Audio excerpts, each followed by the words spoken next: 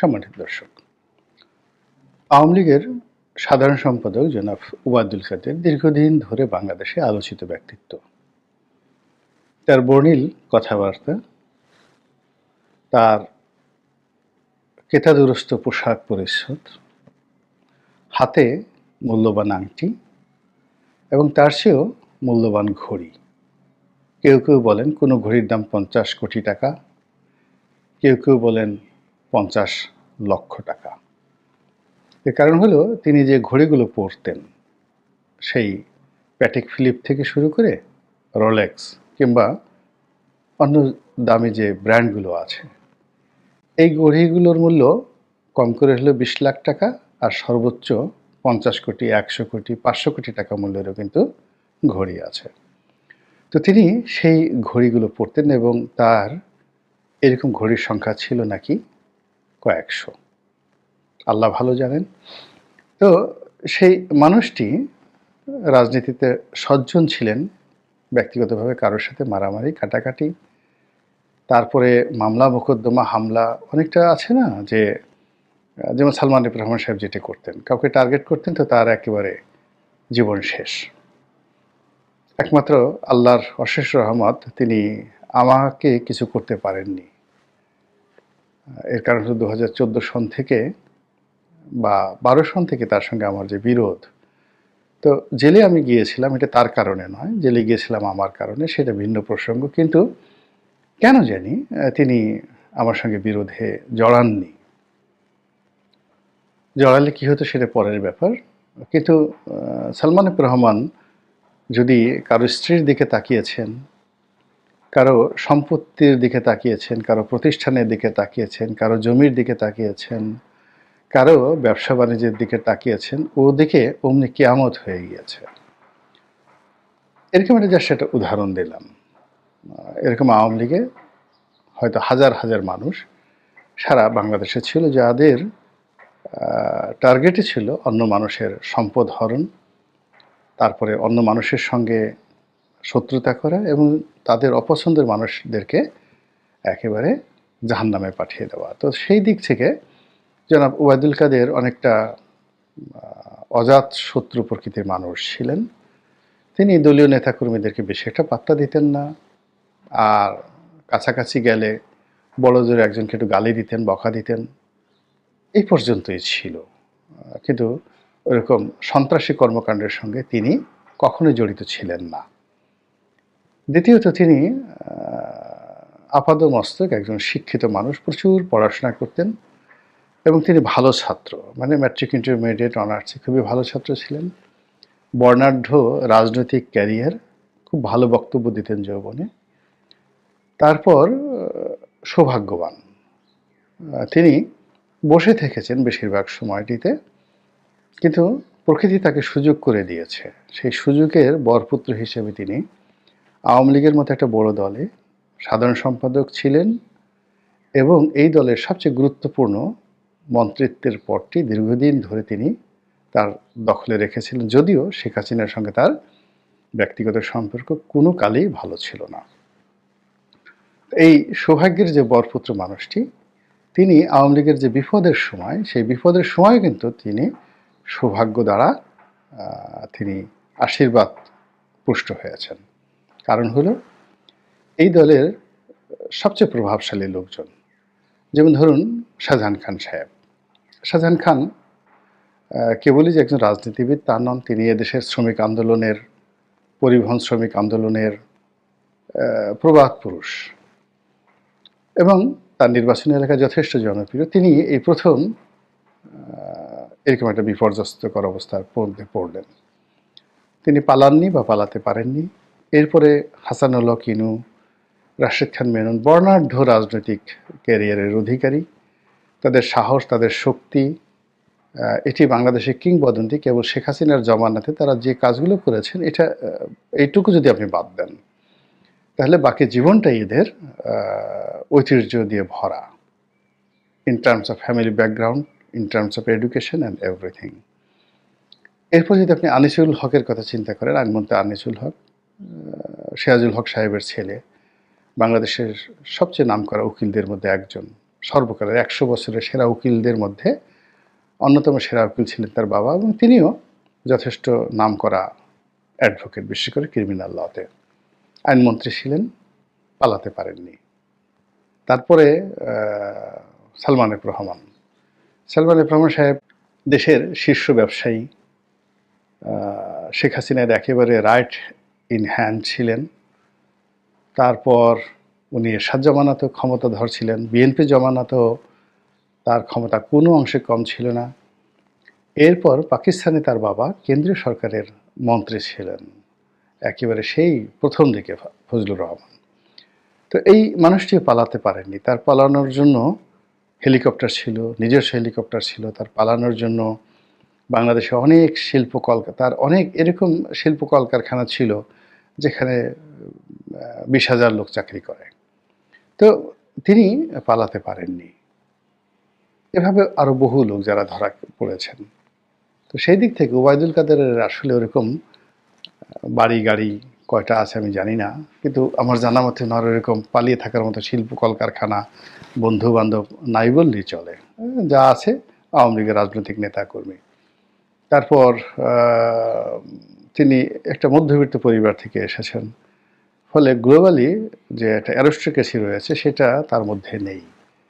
তিনি বড়দের হয়তো কলকাতাতে একটা বাড়ি করার কথা কল্পনা করতে পারেন, কিন্তু সালমানদের মতো মানে লন্ডনে বিশাল একটা বাড়ি করে, কিংবা জাভেদের মতো, ভূমিমন্ত্রী জাভেদের মতো সে 800 লন্ডন আমেরিকাতে 800 বাড়ি কেনার মতো কলিজা আগামী 100 বছরও ওবায়দুল কাদেরের হতো না।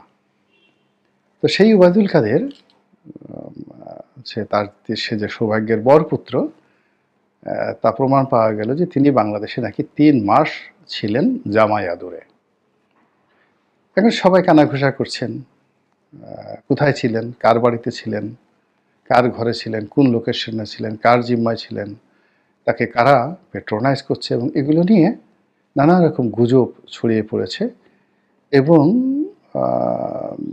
বাংলাদেশে একটি অ্যাপেক্স কোর্ট, বড় কোর্ট, সেটা হলো এই যে যুদ্ধাপরাধীদের বিচার করার যে আদালত, আইসিটি। তো সেই কোর্ট থেকে সরকারের প্রতি কারণ দর্শানোর নোটিশ জারি হয়েছে যে ওবায়দুল কাদের কি করে পালিয়ে গেলেন। তো আমরা জেনেছিলাম যে ওবায়দুল কাদের বাংলাদেশে আছেন, তিনি খুবই অসুস্থ, আগের থেকে অসুস্থ, তিনি হয়তো মরে গেছেন, তার লাশ ডিপ ফ্রিজে রাখা হয়েছে, এরকম একটা খবর কিন্তু ছড়িয়ে পড়েছিল। এবং আমিও একটা ইঙ্গিত দিয়েছিলাম একটা, যাকে বলা হয়, ভিডিওতে। তারপর আমরা মনে করেছিলাম তিনি প্রথম দফাতে ভারতে গিয়েছেন এক গ্রুপ, সেখানে তিনি নিরাপদ আছেন। কিন্তু তিনি একেবারে নিরাপদে বাংলাদেশে 3টি মাস ছিলেন, এটি কিন্তু রীতিমতো লোমহর্ষক, ভয়াবহ একটি সংবাদ।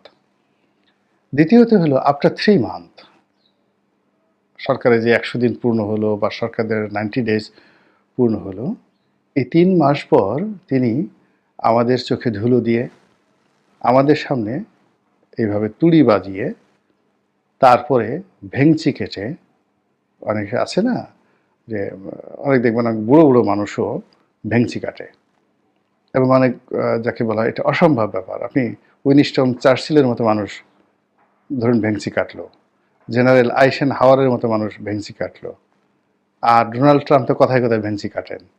মানে বাচ্চারা যেভাবে দেখেন না, ওই যে জিব্বা বের করে ভ্যাঙ্গায়, দাঁত কিরমির কিরমির করে, মানে তার অন্য প্রতিপক্ষকে ছোট করার জন্য মানে ভেংচি কাটে, এরকম ভেংচি কাটা। তো এখন বাংলাদেশে এই যে আমাদের এত বড় একটা বিপ্লব হলো, আমরা এত কিছু করলাম, তো আমরা এই 3 মাস ওবায়দুল কাদেরকে খুঁজে পেলাম না, এবং তিনি এই 3 মাস বাংলাদেশে জামাই আদরে থেকে আমাদের চোখের সামনে তিনি ভেংচি কেটে চলে গেলেন। এটা আমরা যারা এই আন্দোলনের পক্ষের শক্তি মনে করি আমাদের জন্য অবমাননাকর এবং অসম্মানজনক। তো যাই হোক, বাস্তবতা হলো তিনি ছিলেন, এবং তিনি আরও বাস্তবতা হলো তিনি এখান থেকে নিরাপদে চলে গিয়েছেন দিল্লিতে অথবা কলকাতাতে। এর দ্বারা কি বোঝায়? অর্থাৎ তাকে যারা নিয়েছে, নিঃসন্দেহে এখানে দিল্লি, আরও স্পষ্ট করে বললে তাদের গোয়েন্দা সংস্থা র, এটা নেপথ্যের কারিগর ছিল। তারা অত্যন্ত ম্যাটিকুলাসলি অঙ্ক কষে এই ওবায়দুল কাদেরকে তারা বাঁচিয়ে রেখেছেন এবং তাদের প্রয়োজনে তারা ওবায়দুল কাদেরকে নিয়ে গেছেন। যদি ওবায়দুল কাদেরকে নিয়ে তাদের কোনো প্ল্যান না থাকতো, আওয়ামী লীগকে নিয়ে তাদের কোনো পরিকল্পনা না থাকতো, তারা কোনো অবস্থাতেই নিতেন না। এখানে বোঝার চেষ্টা করুন যে বাংলাদেশে কিছু লোক তাকে পাঠানোর জন্য যারা দরজা খুলে দিয়েছে, তারা হয় বাধ্য হয়েছে অথবা টাকা পয়সার দ্বারা লোভাতুর হয়েছে। কিন্তু এটা দ্বারাই সব কিছু নয়। এখানে ওবায়দুল কাদেরের মতো একজন হেভিওয়েট মানুষকে যদি বাংলাদেশ থেকে ভারতে যেতে হয়, তাহলে অনেকগুলো ধাপ তাকে পার হতে হয়েছে এবং এই ধাপের সঙ্গে রাষ্ট্রীয় পর্যায়ের গুরুত্বপূর্ণ ব্যক্তিদের গ্রিন সিগন্যাল এবং সেই গ্রিন সিগন্যাল দেওয়ার ক্ষেত্রে সর্বোচ্চ পর্যায় থেকে সর্বনিম্ন পর্যায়ে সেই গ্রিন সিগন্যালটি কাজ করেছে এবং সেই গ্রিন সিগন্যাল দেওয়ার ক্ষেত্রে ভারত যে দাদাগিরি করেছে এবং ভারত যে কমান্ড দিয়েছে এবং সেই কমান্ড যে তারা পালন করেছে, এতে কোনো সন্দেহ নেই। তাহলে আমরা আলোচনাটা এভাবে চলে আসি, যদি ওবায়দুল কাদের ভারতে গিয়ে থাকেন বা গিয়েছেন, এই বাস্তবতা মেনে নিলে তাকে ভারত আসলে নিয়েছে, আহ্বান করে নিয়েছে। কেন নিয়েছে? এর কারণ হলো ওবায়দুল কাদেরকে দিয়ে তারা এমন কিছু করাতে চায় বা ওবায়দুল কাদেরকে বাংলাদেশে আবার তারা ফেরত পাঠাতে চায় তাদের প্রতিনিধি রূপে রাজনীতিতে আওয়ামী লীগকে পুনর্বাসিত করতে। এতে কোনো সন্দেহ নেই।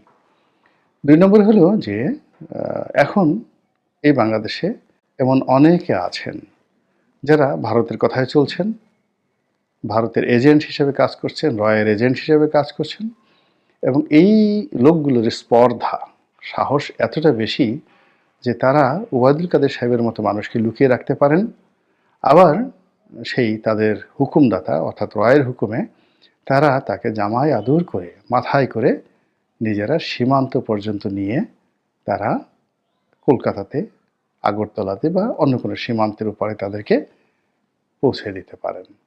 তো কাজেই এই যে ওবায়দুল কাদের যে বিষয়টি, তিনি কেবল ৩ মাস পালিয়েছিলেন এটাই খবর নয়, কিংবা তিনি নিরাপদে ভারতে গেছেন এটাই খবর নয়। এর মূল খবর হলো, এই ঘটনার পেছনে মূল খবর হলো যে এর দ্বারা আগামী দিনে আমাদের রাজনীতিতে কী মেরুকরণ হচ্ছে, আমাদের জন্য কী পরিণতি অপেক্ষা করছে এবং আমাদের এই দেশে আমরা যে এত ভারত বিরোধী হুম্বিতম্বি করছি, এত কথাবার্তা বলছি, এটির পরিণতি কী হবে। ভারতে যখন এখানে তাবেদার সরকার ছিল, তখন একজন আবরার একটা সাধারণ স্ট্যাটাস দিয়েছিলেন, তার বিনিময়ে তাকে খুন হতে হয়েছে। আর আমরা যে এখন হাজার হাজার আবরার হওয়ার চেষ্টা করছি এবং আবরারের চেয়েও অনেক সাহস নিয়ে, শক্তি নিয়ে আমরা যে কথাগুলো বলার চেষ্টা করছি, আবরারের মতো সাহস হবে না যদিও। এর কারণ হলো এখন আমরা মনে করছি যে যেহেতু শেখ হাসিনা নাই, আমরা নিরাপদ, ভারতকে আমরা খেয়ে ফেলবো। কিন্তু আবরার আমাদের চেয়ে অনেক অনেক সাহসী। সে শেখ হাসিনার কলিজার মধ্যে ঢুকে সেখানে সে এন্টি ভারত, ভারত বিরোধী একটা সিল সেখানে সে মেরেছিল ফেসবুকের মাধ্যমে। সে জীবন দিয়েছে, কিন্তু তার ছবি, তার প্রতিচ্ছবি, তার কর্ম অমর এবং অক্ষয় হয়ে থাকবে বাংলার ইতিহাসে। তো এখন বাস্তবতা হলো যে আমরা যারা এই আবরার হওয়ার চেষ্টা করেছি বা করে যাচ্ছি, যদি এই জমানাতে এসে ওবায়দুল কাদেরকে এইভাবে এখান থেকে নিরাপদে সরিয়ে নেওয়া যেতে পারে, তাহলে 2 দিন পরে জেলখানা থেকে আনিসুল হক যে যাবেন না, বা 2 দিন পরে যে সালমান এফ রহমানকে হঠাৎ লন্ডনে দেখা যাবে না, বলেন তো এটার গ্যারান্টিটা কি? আমি তো এটার কোনো গ্যারান্টি দেখছি না। মহান আল্লাহ রাব্বুল আলামিন আমাদের সবাইকে হেদায়েত দান করুন এবং হেফাজত করুন। আসসালামু আলাইকুম ওয়া রাহমাতুল্লাহি ওয়া বারাকাতুহু।